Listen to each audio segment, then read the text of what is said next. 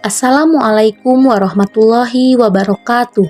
Saya Ninik Nurliani dengan NIM 229104888, mahasiswa PPG Prajabatan Gelombang 2 tahun 2022 LPTK IKIP Siliwangi.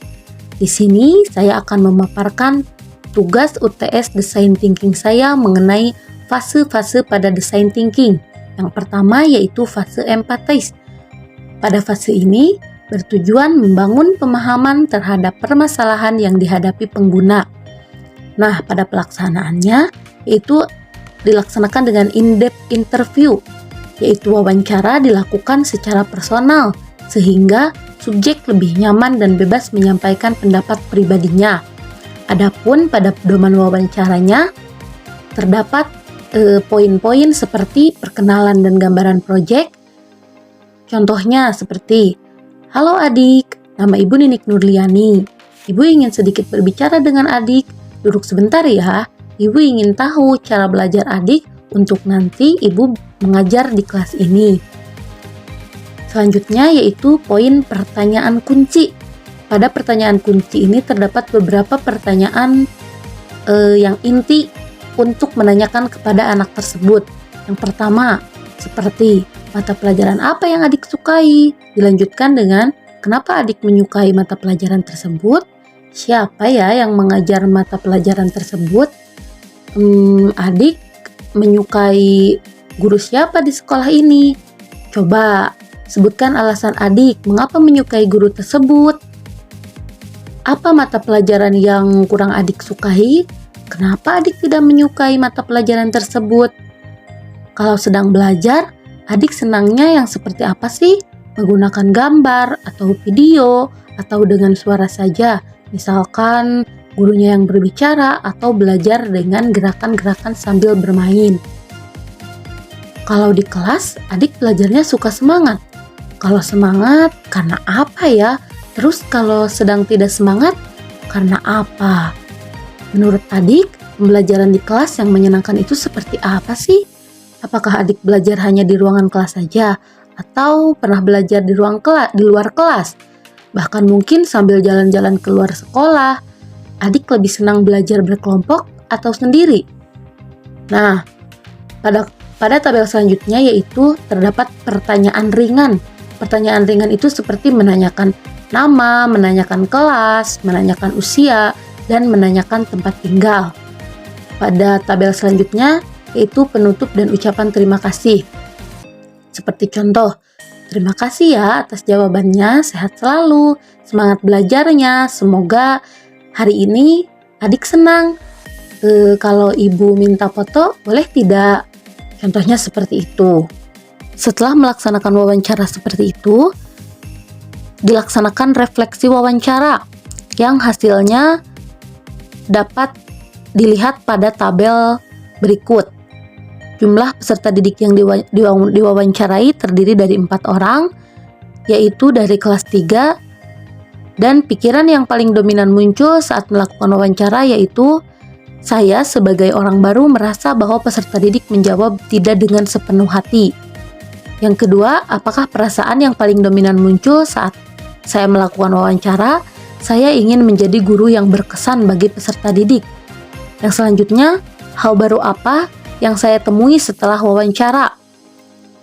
Hal baru yang saya temui setelah melakukan wawancara adalah bahwa pembelajaran jarang sekali menggunakan media atau memanfaatkan teknologi. Saya mengira bahwa guru di kelas rendah semuanya lemah lembut, tetapi ternyata ada juga guru yang tegas. Ini adalah format empathy map yang saya dapatkan dari hasil wawancara tersebut, bisa dilihat seperti pada layar.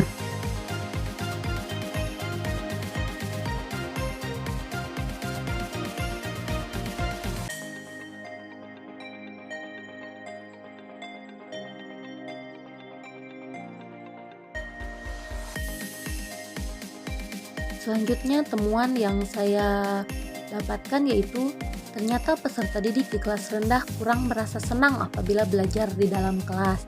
Ternyata peserta didik kurang berminat apabila pembelajaran dilakukan secara berkelompok.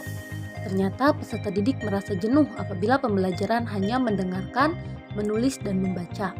Ternyata peserta didik kurang disiplin pada saat pembelajaran. Ternyata peserta didik kurang fokus apabila guru sedang menerangkan materi. Dan disimpulkan bahwa ternyata peserta didik menyukai pembelajaran di luar ruang kelas seperti pembelajaran olahraga. Selanjutnya, ternyata peserta didik lebih senang belajar secara individu. Selanjutnya, ternyata peserta didik merasa lebih antusias dengan menggunakan gaya belajar kinestetik. Ternyata peserta didik merasa lebih senang apabila pembelajaran berfokus pada peserta didik dan lebih disiplin apabila mereka diperhatikan. Ternyata peserta didik lebih menyukai yang pembelajaran atau metode pembelajaran dan media pembelajaran yang lebih beragam. Dari temuan di atas, terpilihlah 5 rangkaiannya, yaitu yang pertama, peserta didik sesekali harus diajak belajar di luar ruangan. Yang kedua, peserta didik harus diberikan kemerdekaan untuk belajar secara individu maupun berkelompok. Peserta didik perlu pembelajaran yang bergaya kinestetik agar mereka tidak jenuh dan tetap semangat belajar. Peserta didik harus lebih diperhatikan secara menyeluruh baik kesiapan belajar maupun pengetahuan materinya. Peserta didik perlu pembelajaran yang menggunakan model, metode, dan media yang beragam. Adapun rangkaian pemahamannya didapatkan informasi bahwa fokus dan senang belajar, inspirasinya, media pembelajaran, dan memorability-nya pembelajaran bermakna. Masuk pada tahap kedua, yaitu fase define, bertujuan merumuskan tujuan perancangan. Di sini terdapat 6 desain challenge yang saya susun. Yang pertama, bagaimana kita bisa membuat media pembelajaran agar peserta didik kelas 3 sekolah dasar dapat lebih termotivasi dan tidak merasa jenuh saat belajar. Yang kedua, bagaimana kita bisa membuat anak senang belajar secara berkelompok agar dapat menumbuhkan sikap senang bekerja sama dan menghargai pendapat orang lain. Selanjutnya, bagaimana kita bisa membuat anak tidak merasa tegang saat pembelajaran agar anak dapat belajar dengan tenang. Selanjutnya, bagaimana kita bisa menggunakan model atau metode pembelajaran yang sesuai dengan karakteristik anak kelas 3 sekolah dasar yang aktif. Bagaimana kita bisa mengkondisikan kelas agar anak kelas 3 sekolah dasar bisa disiplin. Terakhir, bagaimana kita bisa melaksanakan proses pembelajaran agar siswa kelas 3 sekolah dasar merasa senang dan bersemangat. Ditetapkan desain challenge finalnya, yaitu bagaimana kita bisa mengembangkan inovasi media pembelajaran untuk kelas 3 sekolah dasar agar peserta didik lebih fokus dan senang belajar secara berkelompok. Fase ketiga yaitu fase ideat.